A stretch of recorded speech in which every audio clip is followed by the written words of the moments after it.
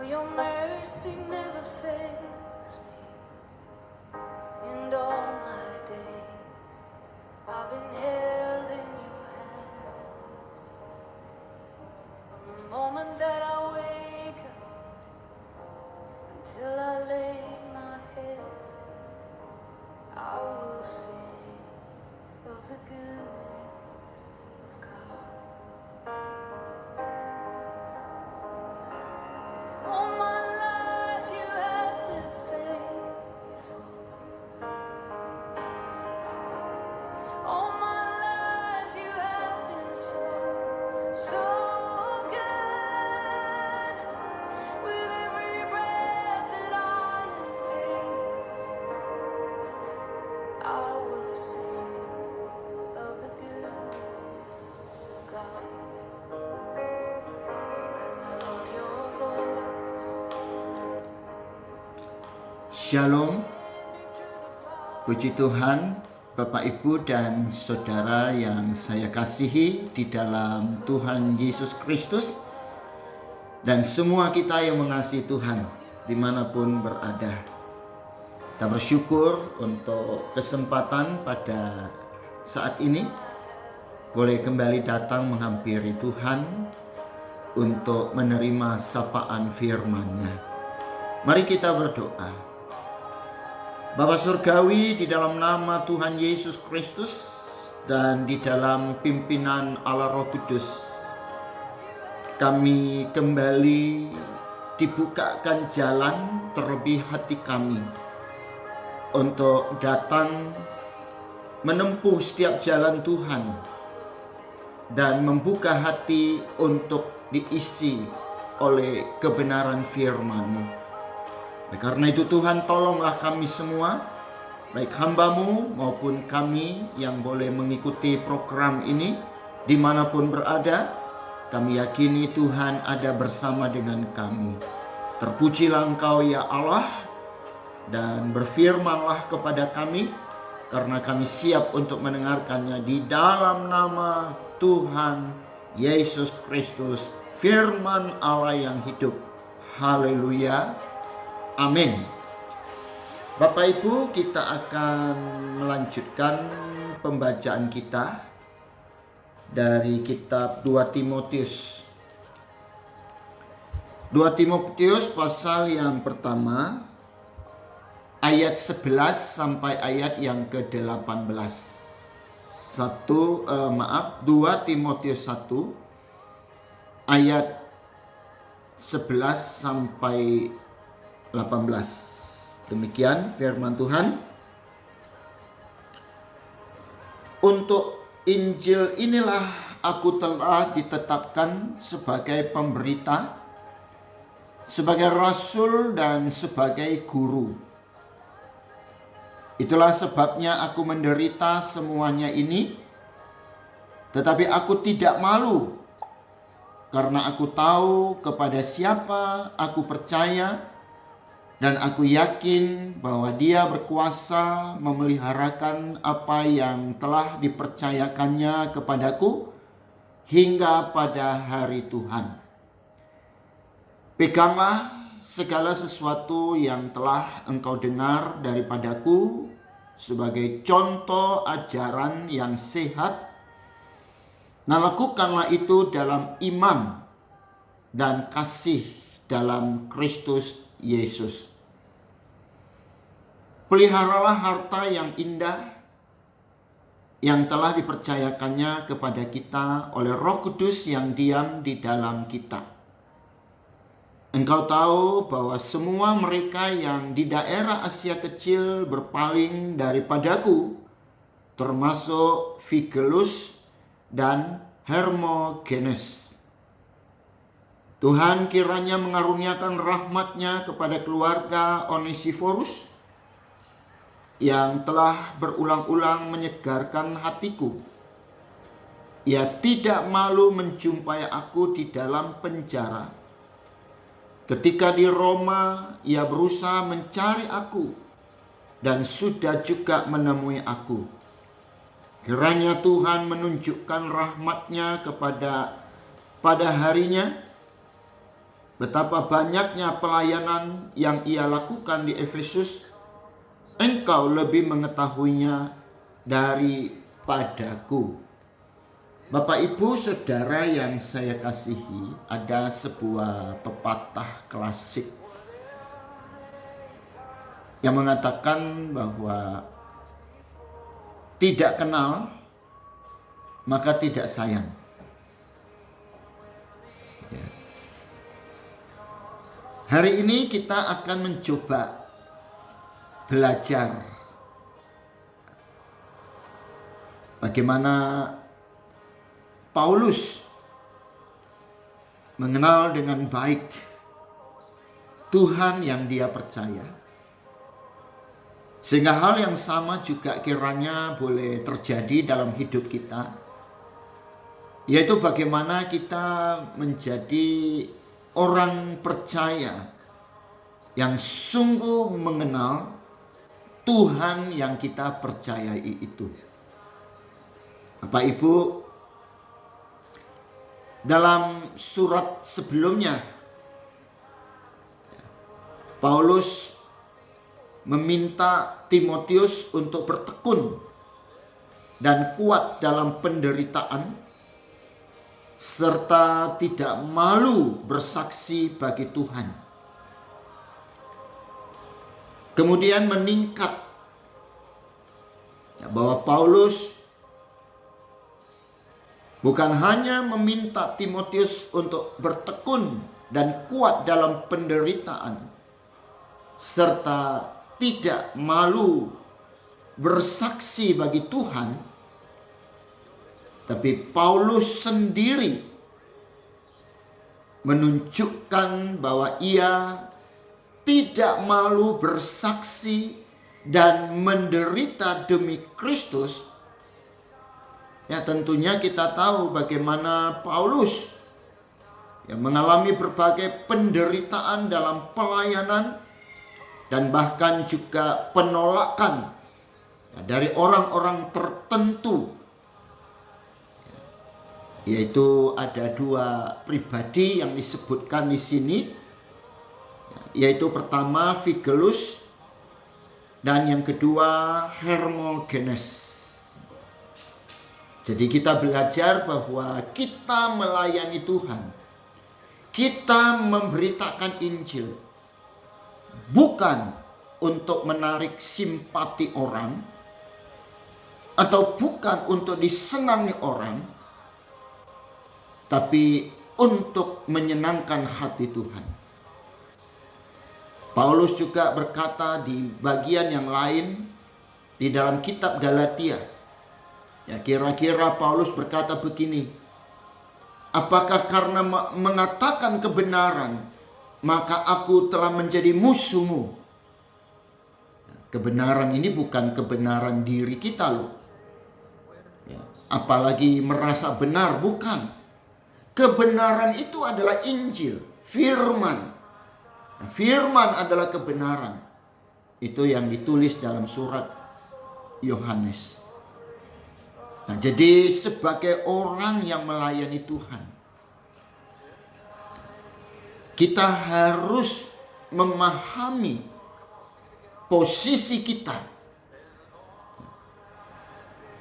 Paulus menyadari sepenuhnya bahwa tujuan Allah menetapkan dia, tujuan Allah mengangkat dia, tujuan Allah menyelamatkan dia, tujuan Allah mengutus dia sebagai rasul dan juga seorang pengajar atau guru adalah untuk Injil itu sendiri, bukan untuk pribadi Paulus atau orang-orang yang ada bersama dengan dia.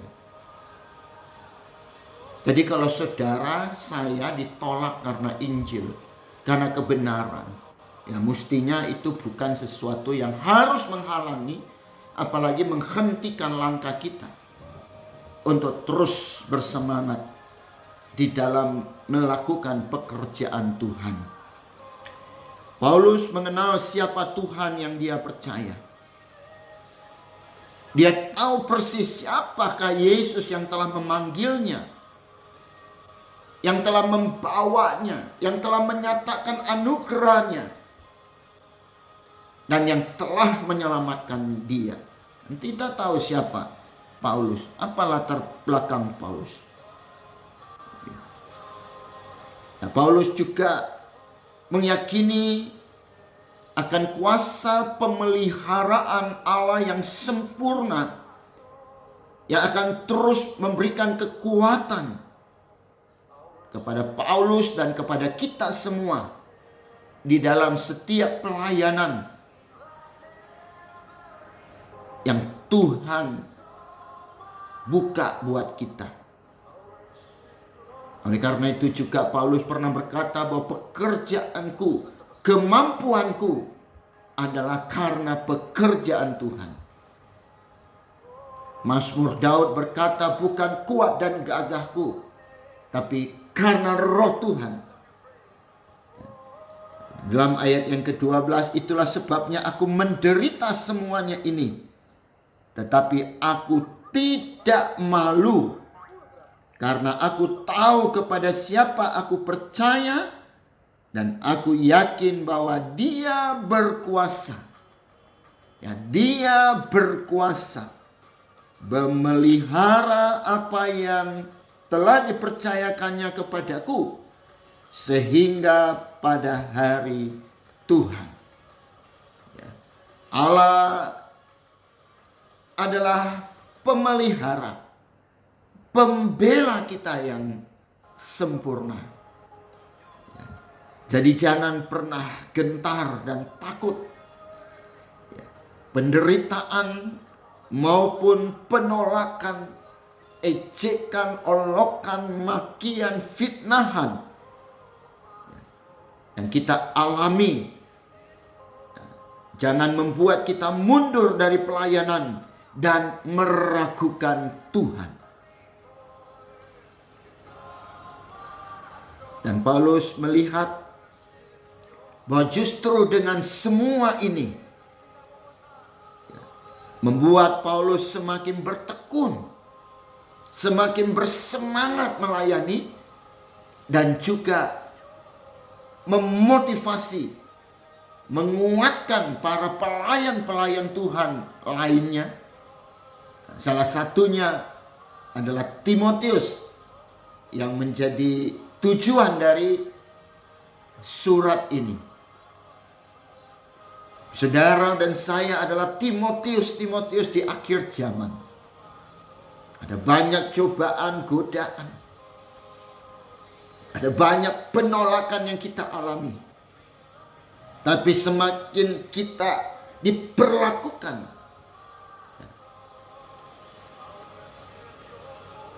tidak baik, justru disitulah kita mesti membuktikan siapa Allah kita yang baik itu. Jadi kita tetap bersukacita, tetap bersyukur. Itu kata Rasul Paulus di dalam kitab Tesalonika. Ya. Nah, bukan kita, ya, tapi Tuhan yang harus, ya, kita kedepankan. Ya. Jadi berdasarkan apa yang Paulus alami,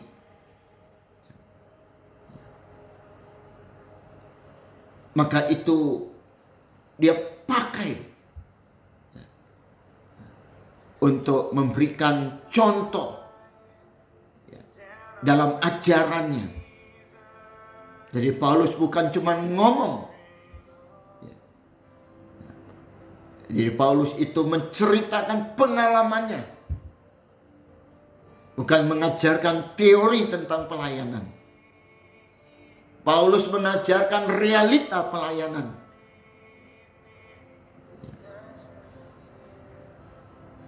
Nah,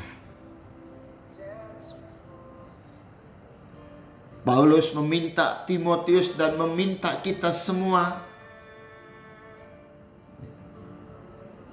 memang di zaman yang sukar ini,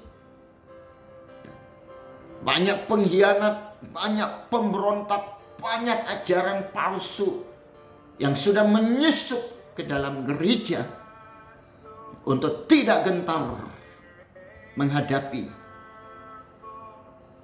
apapun serangan. Karena toh kita sudah ditetapkan untuk menjadi pemenang dan lebih dari para pemenang. Ya, jadi Paulus minta supaya kita memegang pada pengajaran yang benar, pengajaran yang baik. Dengan cara apa? Ya, tentu dengan cara melakukannya dan memeliharanya sebagai harta yang dipercayakan Allah kepada kita melalui Roh Kudus. Ya, harta yang indah. Ya, Paulus menguatkan Timotius dengan menunjukkan bahwa Tuhan masih menyediakan orang-orang yang mendukung pelayanannya. Ya, seperti Onesiphorus yang tidak malu menjumpai dia di penjara, yang tidak malu menemuinya di Roma dan melayani di Efesus. Jadi ketika ada penolakan,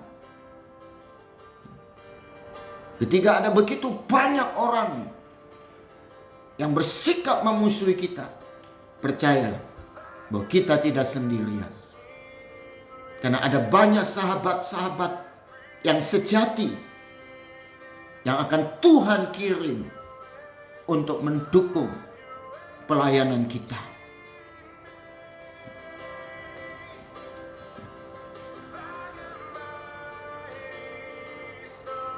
Nah, ini tentu sangat menyegarkan kita semua.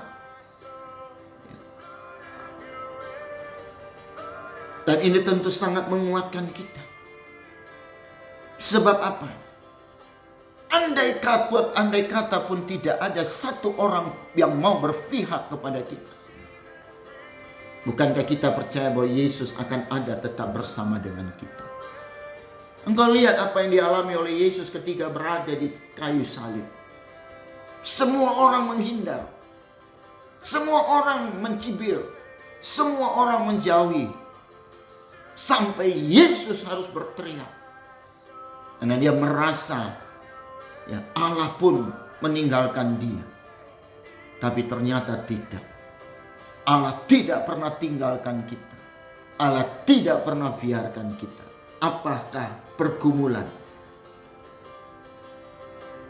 Apakah tantangan? Mungkin saudara sedang kecewa dengan orang-orang sepelayananmu. Hatimu sedang terluka.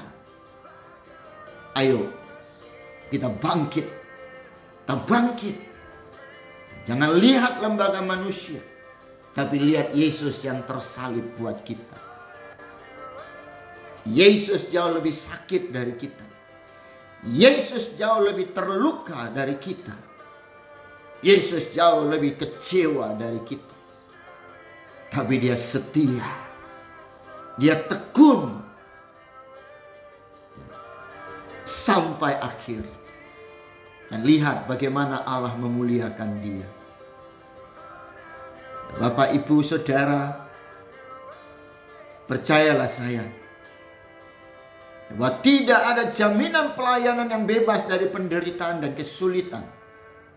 Tidak ada jaminan pelayanan pemberitaan Injil yang bebas dari penolakan. Tidak. Tetapi kekuatan kita terletak di mana?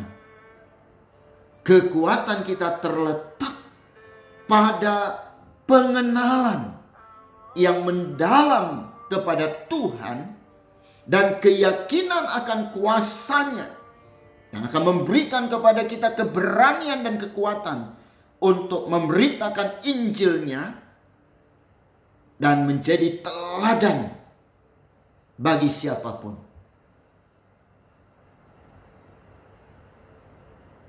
Nah, mari kita terus belajar mengenal Tuhan. Mari kita disiplinkan diri kita di dalam beribadah, di dalam perenungan akan firman Tuhan. Jangan kita abai Jangan juga kita merasa kuat.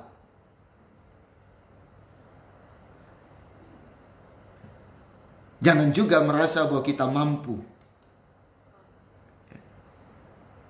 Tapi yang harus kita rasa adalah bahwa di dalam segala kelemahan dan kekuranganku, biarlah Tuhan Yesus yang menyempurnakan. Ya, kita bukan orang yang sempurna. Ya, jadi mari kita bersyukur atas setiap orang yang Tuhan pakai untuk mendukung pelayanan kita, yang mendukung pelayanan pekerjaan Tuhan, yang mendukung pemberitaan Injil. Mari kita bersahabat dengan tulus untuk menjadi mitra Tuhan Yesus Kristus dalam proyek keselamatan bagi dunia ini. Tuhan pasti tolong, Tuhan pasti kuatkan kita, Tuhan pasti sembuhkan kita, Tuhan pasti buka jalan buat kita. Kalau memang hati kita adalah Tuhan, bukan yang lain. Tuhan Yesus memberkati kita semua. Mari kita lanjutkan perjuangan kita. Apapun yang terjadi, baik atau tidak baik waktunya, firman Allah harus terus diberitakan. Mari Bapak Ibu, saya mengundang Bapak-Bapak, Ibu-Ibu yang dengan setia mendengarkan program ini. Kita rapatkan barisan. Biarlah tali kasih Tuhan mengikat kita, untuk kita bersama-sama maju untuk mengibarkan panji Kristus. Melalui hidup Bapak, Ibu, dan Saudara, banyak jiwa dimenangkan bagi kerajaan Allah. Amin. Tuhan Yesus, terima kasih untuk renungan dan pengajaran firman-Mu yang terus memotivasi dan menguatkan kami, agar kami tidak menjadi lemah ketika kami menghadapi banyak tantangan dan rintangan di dalam menyaksikan kebaikan Tuhan dan di dalam mewartakan Injil keselamatan kepada semua orang. Tuhan yang pelihara setiap kehidupan kami. Tuhan juga tahu apa yang menjadi kebutuhan kami. Kami tahu Tuhan, Engkau memiliki cara untuk menolong kami. Terima kasih, terpujilah nama-Mu, lingkupi tutup bungkus kami dengan kuasa darah-Mu yang kudus. Dijauhkan dari berbagai gangguan sakit penyakit. Dijauhkan dari berbagai krisis kehidupan dunia. Tapi biarlah dengan kuasa dan mengandalkan Tuhan, kami boleh tetap ada dan eksis di tengah berbagai situasi krisis saat ini. Terima kasih karena kami percaya bagi-Mu tidak ada yang mustahil. Kasih karunia Tuhan akan selalu ada menyertai kami. Di dalam nama Yesus Kristus. Haleluya. Amin. Puji Tuhan. Sampai jumpa kembali. Tuhan Yesus memberkati kita semua. Amin.